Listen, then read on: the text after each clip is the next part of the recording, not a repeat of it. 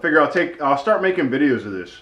Now that I found my GoPro again, I'll start making videos of what I'm doing here and take you along for the ride. And one thing at a time. This is a budget build. I'm not running up a credit card and buying all the parts that I need. As I come across the extra cash, $100 here, $200 there, I'm buying parts, you know. You already saw I got a couple parts for this stuff. Nothing expensive. This is kind of my slow time of the year. I don't have a lot of extra money to spend on stuff like this. So, you know, once summertime comes rolling around and hopefully I'll get this done in a couple months. I don't really want this. This wasn't meant to be an expensive project to begin with, you know. I do have to make a couple modifications to the truck. Lowering the truck is probably going to cost me the most, probably $500-600.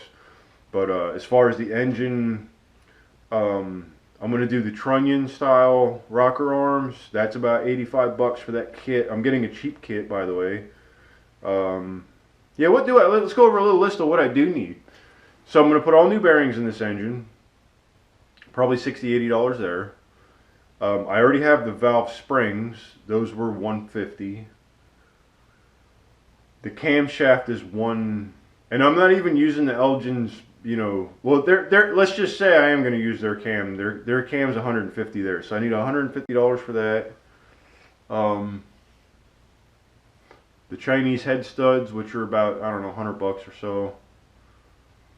A whole gasket kit. That I can get from my auto parts store. Nothing special with that. I'm going to get a shallow, you know, LS swap oil pan. They're $250. A little expensive there for a part. Mind you, if I was building a race truck, it wouldn't be no issue. But this is just, once I get all of these, like the valve covers. So the valve covers on these engines have a bracket that hold the coil packs. I'm spending extra money. They're like $150 or so. The valve covers have the studs on them where the coils mount directly to the valve cover to eliminate that bracket.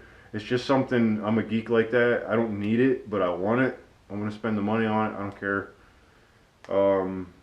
Intake manifold. I'm getting one of those, like, I don't know, long runner log style intake manifolds with the 105mm throttle body, 103mm, whatever it is. That's all eBay shit. I'm not even getting like factor or like Holley EFI stuff. I'm getting just, they're still like $400. They're kind of expensive for that intake manifold, but whatever. But it uses all like rubber gasket seals for that, so I can take it in and out. Oh, the valley cover, I'm doing away with the knock sensors, so there's 2 holes on top of the valley cover. I'm doing just a flat valley cover. There's 2 holes in the valley that need to be covered up. Is the only reason you need to run a cover, period. But I'm just going to use a flat valley cover.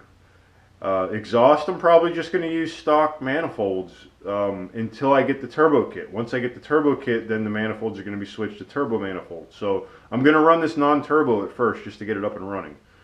But I got to figure out a flex plate. There's a special modification I need to do to put that transmission behind this engine. So I need to get the flex plate, and there's a centering thing to center the torque converter.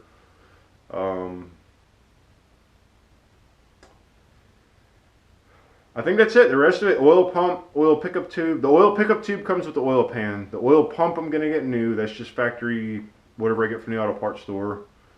I think that's it as far as the engine. Oh, timing chain, you know, rebuild stuff. Nothing crazy.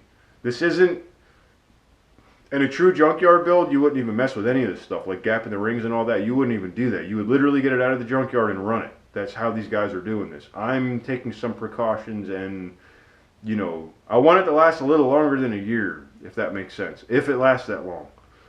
But we're going to find out. I'm not going to be driving this as my primary vehicle. This is just going to be a, you know, if I have a day where I don't have any work and I'm just going around and picking parts up, I'll use the truck, you know, or on the weekends. I don't know. Oh, lifters. I'm getting lifters. The reason being, these lifters, the skirt doesn't go all the way around. These are prone to breaking, which these are actually, they look fine. But I'm changing the lifters, and the little thing that retains the lifters, I'm changing all that. Those are, I don't know, $150 or so. That's it for the engine. Transmission, I am deleting the accumulators. Oh, and all of this, I'm running the micro squirt, which is a self-contained So I didn't even touch on that. Around 2005, I was introduced to the Mega Squirt, the version 1, with the 16-bit Motorola processor. We were running the RX-7s off of that back then. The only option to that was a Haltech or the Microtech for thousands of dollars. The Mega Squirt, we could get in there for less than 200 bucks and run our engines. That's what we were doing back then. And it worked. We liked them. I liked them. I don't know, they were cheap. I'm cheap. So, same people, Boeing and Gripple, all that. There's still the Mega Squirts you can assemble yourself, but they have what's called a Micro Squirt. The thing's the size of a pack of cigarettes. You just plug the wire harness in, wire up your engine, and run it.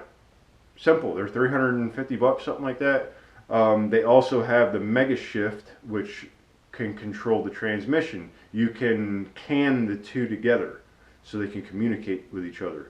So there will be $700 worth of Mega Squirt stuff in this truck. For engine and transmission management, not bad at all. The Holley EFI stuff, just for the engine, the Terminator X, I think they're calling it, it's $1,300.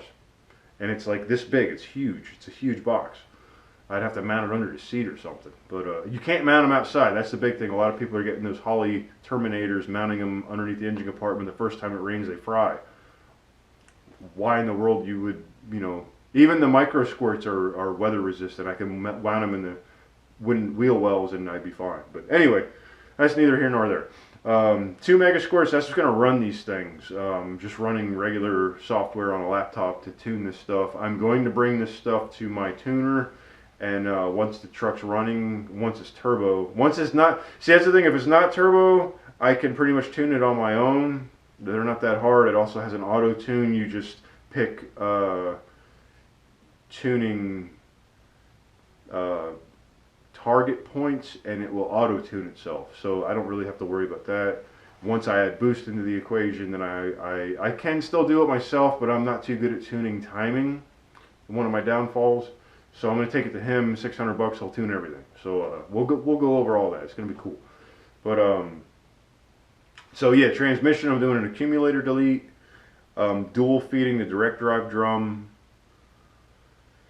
rollerizing the back of the case instead of getting the, taking away the bushings and putting a roller bearing back there. I'll be drilling. So the HD2 kit from Transgo, it comes with its own divider plate in the valve body. There's certain holes you got to drill depending on how you want it to shift. I'm using the biggest recommended hole. I want to see what that's like. I've never done that to anybody's vehicle. I've always gone middle of the road, the medium hole. I'm doing mine the biggest hole. Supposedly I can pick how hard I want the transmission to shift through the computer with the PWM solenoids. I haven't done it before. That's why I'm doing this. I'm doing it to my own stuff, It goes all the way back to what I was saying about, this is kind of like my, what did I say? Well, I'll have to go back and look at the video, but my flagship, stuff, to show off what I can do. So some kind of, and mind you, unless it's like some kind of project truck, I would never do this to anyone's vehicle. You know what I mean? This is for my own vehicle, for my own fun. And how many minutes? We're at 45 minutes. Holy crap! For my own vehicle, for my own fun, and something I'm finally passionate about again. So. Anyway, I better get to editing this video. I'm not actually doing anything tonight. I'm not grinding any valves. I'll wait. It's kind of cold outside. You see I'm wearing my jacket. It's cold in the garage. It's not, not horribly cold. 40s, I guess. Well, there's frost outside. So it's cold outside. But anyway, that's it for now. I'll make another video soon. I'm probably going to split this up into 2 or 3 videos just because of how long this video got. But give you an idea of what I'm doing, what my goals are here, what my little project is. And mind you, with my own business, I've been working like 60, 70 hours a week. It's been crazy. I've been blessed with everybody that's been giving me work. and allowing me to support myself and have the extra money to do stuff like this. It's been a good, it's been a blessing. So hang out with me, and we'll talk to everyone later. See you next time.